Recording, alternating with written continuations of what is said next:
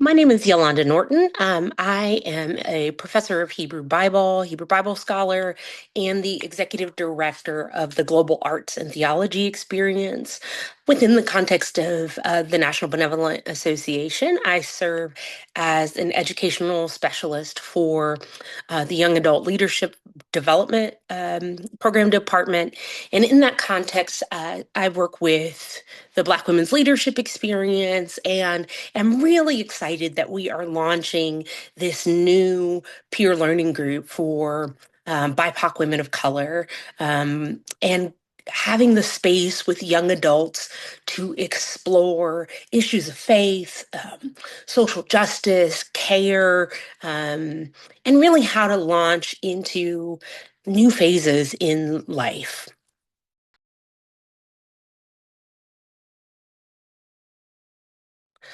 One of the questions that we are often asked about the peer learning groups for people who are applying is, do I have to be disciples in order to apply for this peer group? The answer to the question is that we want folks to feel encouraged if you have an affiliation with the Christian Church Disciples of Christ. So that may look like being a member of a disciples congregation. It may look like being a student or an alum of a disciples affiliated university or theological institution.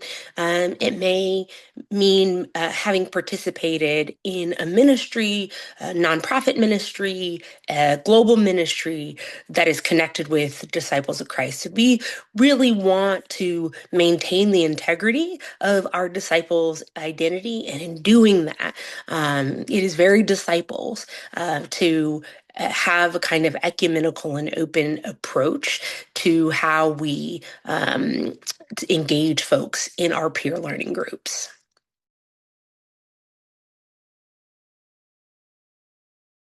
No, your pastor does not need to approve for your participation. We may ask for your congregation and pastor's name just to stay connected and engaged with community, but there is no formal approval process. This opportunity is really centered on supporting you.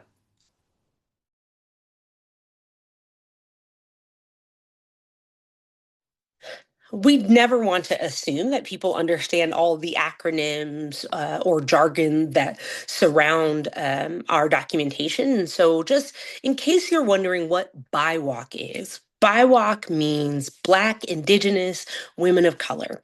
And so, by Black, we mean any person, in this case specifically woman or female identifying person who is of African descent. Indigenous includes Native American, First Nation, Aboriginal, or other people who come from context that are native to the United States or Canada or North America. Women of color is a broader term that refers to non-white racial and ethnic women, including, but definitely not limited to Asian or Asian American, anyone who might be involved in NAPAD, or anyone who is of Latinx descent. So those who come from like an Obra Hispana context. Even clarifying that you do not need to be members of these ministries to participate in this group. We do want to really be explicit that this peer learning group will be facilitated in English. However, we can't do this work faithfully if we don't honor the multilingual, multicultural context from which people will come into the space. And so if English is not your first language, or if you're more comfortable functioning in other languages, we really do want to encourage you to still apply. And it is our job to do the work of finding the best ways to welcome you into this space.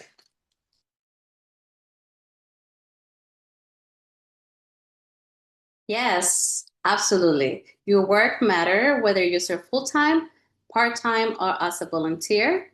What's important is your commitment to ministry and to supporting the well-being of others.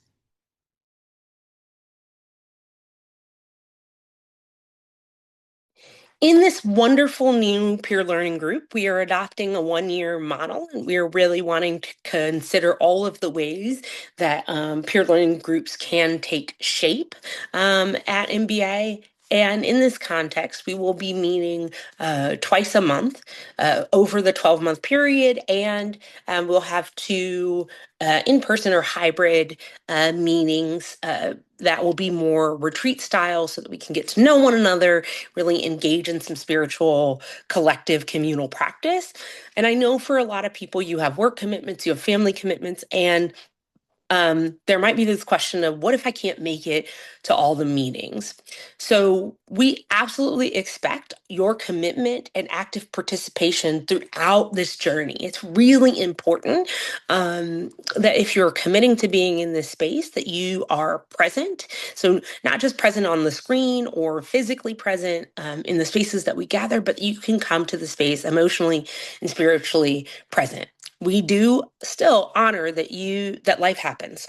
You have other commitments and emergencies occur. And so we try to really, as a part of our equity and justice work, work with you and be malleable so that we can make this space work for you. So as long as you are being as faithful as you can to being present in the space, we will be as faithful as we can in honoring the way that the rest of your life impacts your ability to engage.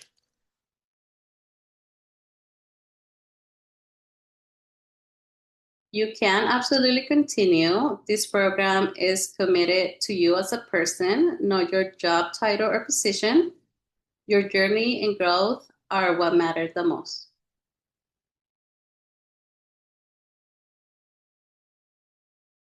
We understand that there are really practical questions about participating and engaging in a peer learning and wellness group. And if you look at the description of the groups more broadly, you will see that there is some travel involved. Again, we will have two in-person or hybrid retreats, and there's often a concern about, will I have to pay for my own travel or participation costs? Again, because of the work that we do at NBA and that work being really centered on equity and justice, all traveling expenses that are incurred by participating in the peer learning groups are covered by NBA.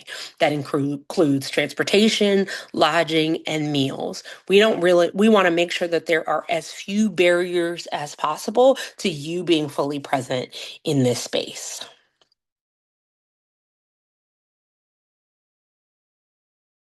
No, there is no application fee or participation cost at all.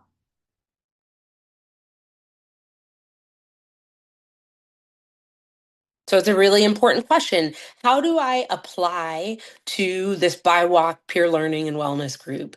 If you go to the National Benevolent Association website, you can click on and go to peer learning and wellness groups. There is an application on the website.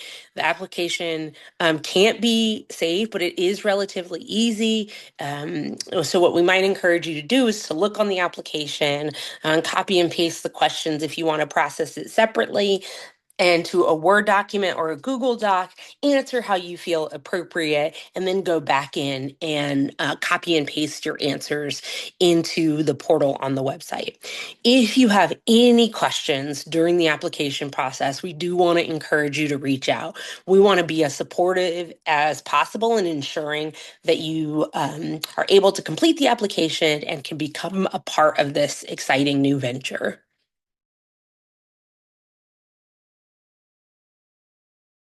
Yes, participants receive a wellness grant totaling $1,000 given in 4 installments. These funds are meant to support your self-care and build sustainable wellness practices throughout the program.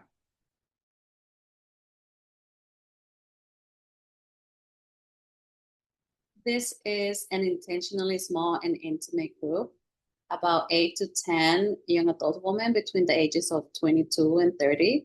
So there is space for meaningful connection and shared learning.